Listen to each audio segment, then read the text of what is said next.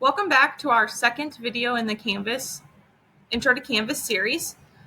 In this video, we're going to be discussing modules, how to make a module, and the different components of what can go into a module. So in the last video or in the first video, we discussed overview of Canvas and how to make a homepage. So here's our nice little homepage that we made. Not super fancy. You can get as fancy as you'd like on homepages or as simple and straightforward as you'd like. It's really up to you. But now we're going to really get into modules. So to access your modules, you go over to the left-hand bar and click on Modules. And it pulls up this page. And it tells you can create a module or add existing content. For this video, we're going to discuss how to create a new module. So we're going to click Create New Module.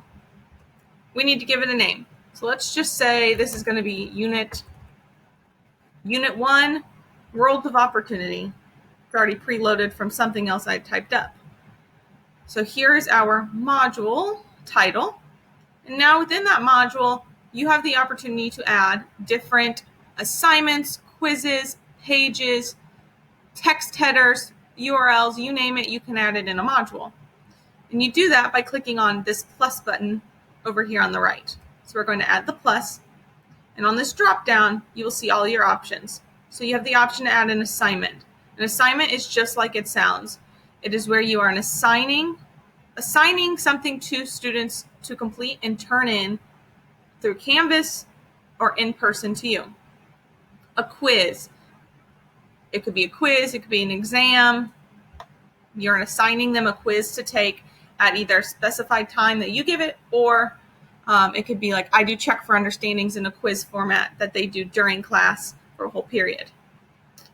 You can add a file. That's where you've uploaded a PDF document, a PowerPoint, Microsoft PowerPoint slide set from your computer into Canvas, and they have access through it on Canvas. You can make a page. A page could be where you add links to different Google Docs that you have, or maybe you take a unit and you break it down into lessons, and that lesson then has multiple different links to activities. You can add a discussion. A discussion is if you've ever been a part of online discussion boards, that's what this is like. Students can respond back and forth to each other and to a topic given by you as the instructor. You can add a text header. That's just where you give additional information. You may choose to put like the day and then all the assignments or activities under the text header. An external URL links directly out to the URL or the website when they click on it.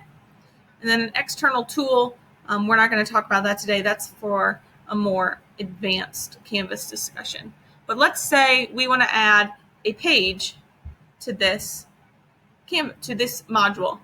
As you can see, the home page we made in the last video is there. So you could link back to your home page if you wanted, or another page you made. But we're going to make a new page, and we're going to give it a name.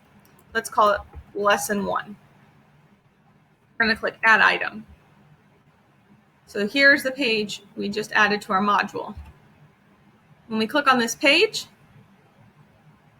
we're going to go to Edit. And now this page is a blank slate for you to add anything you would like. You can add your Lesson 1 vocab.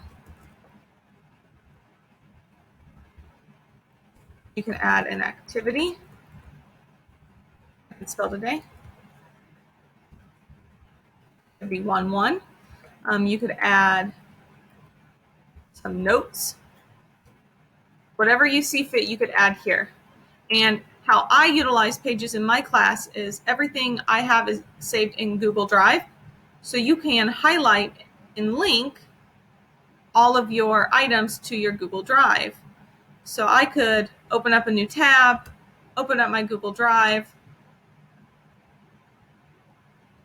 and let's say I want to link my students to this human scavenger hunt activity.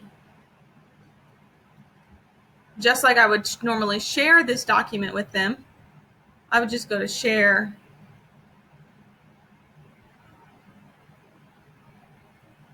It will load. I would go to share. They can get the link. I would change the link so they could only view it not edit it. I'm gonna copy that link over, go back here, paste the link in on Canvas. Now students have access to that Google Doc on Canvas, and I don't have to worry about emailing it out to them or sharing it out to them. I can also add images into this page if I would like to add an image for them to view. Maybe we're talking about flowers. I want to add a flower image for them to work on labeling. A page, the best way to describe a page is it's a blank slate for you to do whatever you see fit for your course. I use pages a lot in my course. So let's say I'm happy with what this page looks like. I will go to Save and Publish. And now this page is published for all for students to eventually see when I'm ready to publish my module. So going back to finish adding to my module, let's say in this module I want to add, let's say I want to add a text header that says quiz on Friday. Whoops.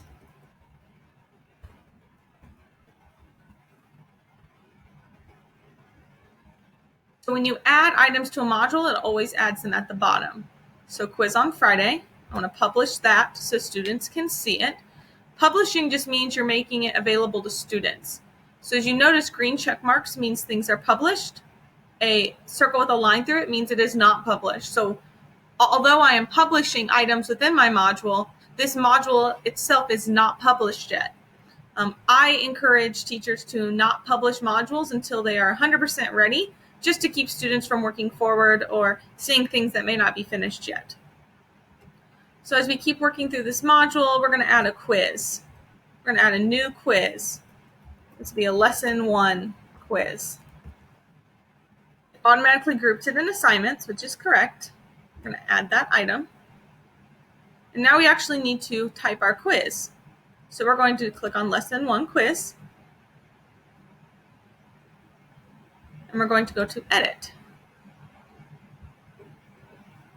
From here, you can type in your quiz instructions. So what instructions do you want the students to see? Do you want it to be a graded quiz, a practice quiz, graded survey? I always keep mine as graded. This option means, do you want it to sync to your grade book system? So my school uses Skyward, and ours has the ability to sync to Skyward. So if you have that ability, I always click this button. If you want them to shuffle answers on the quiz, I would click that. Do you want them to have a time limit? Do you want them to have multiple attempts? Do you have multiple attempts? Do you want them to keep the highest, the latest, or the average? And how many attempts do you want them to have?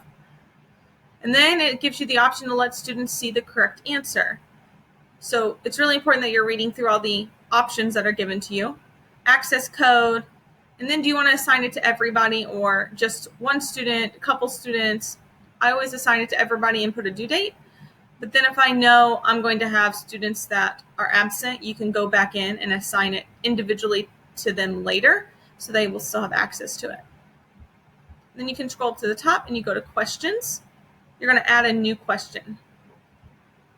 Here is where you can start formulating the questions for your quiz. Here are all of your options for your questions. I could spend a whole nother video going over every choice for a quiz, but that would take a long time. So I will let you explore that on your own. Once you've made a quiz, you click, and you're happy with it, you've assigned your points to it, click Save and Publish. And now you have a quiz.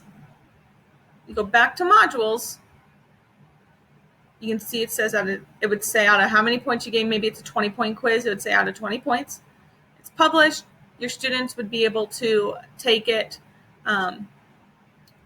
when you want to give it to them. So let's say our module is all done and we're happy with it. We want to publish it. Now it's published for all of your students to see at any point. If at any point you want to unpublish an item or unpublish a module, you just unclick the green button. It is that simple. It is so easy to publish and unpublish things so students don't see them. and to kind of keep yourself keeping students from working too far ahead. The last thing I'd like to talk about is assignments. So let's go ahead and add an assignment to this module. We'll just call it lesson 1, simple. We're going to click on it. So when you make an assignment, you go to edit because you want to edit that. You have the ability in this text box to leave instructions for your assignments. You can give it a point value. Then you get submission types. So you can make an assignment that's submitted online through Canvas, which I love because it's no more paper that I have to deal with. Everything is so easy to do online assignments. On paper means a student's going to turn it into you in class. So they won't actually submit anything on Canvas. An external tool, like I said, those are for a different video. And then when you scroll down, you can assign it to certain students, your whole class. You can give it a due date. When you do available from and until, if you put in an available date, this assignment won't become available for students until that date, which is really nice because you could work through and make a whole module and make an entire module or lesson, publish the entire thing, but students will not be able to access anything until the available date. So they won't actually be able to access this assignment until the available date comes to fruition. So we made our assignment. We're going to save and publish it. And now if we go back to modules, you will see we have an assignment here. So these icons on the left-hand side also indicate what each of these items are. So just a piece of paper is a page, a little rocket ship is a quiz, and then a piece of paper with a pencil is an assignment. So like I've said, modules have a world of opportunity. See what I did there? World of opportunity available for you to use as a course and to use in your course and how to design your course. The way I use mine, my Canvas course and my modules is very different than other teachers in the school. So if you do use Canvas in your school, I would reach out to other teachers and see what they use, how they utilize Canvas. Feel free to reach out to me and I can give you different examples. My email is just tori.mccreary@mooresvilleschools.org. I'd be more than happy to help you guys with anything you need about Canvas. And then we have one more video in this series, and we're going to really discuss, in that video, we're going to be discussing how to import and make videos in Canvas in case you ever have an e-learning situation where you need to make videos and import them in Canvas. So hopefully you guys tune in for that one.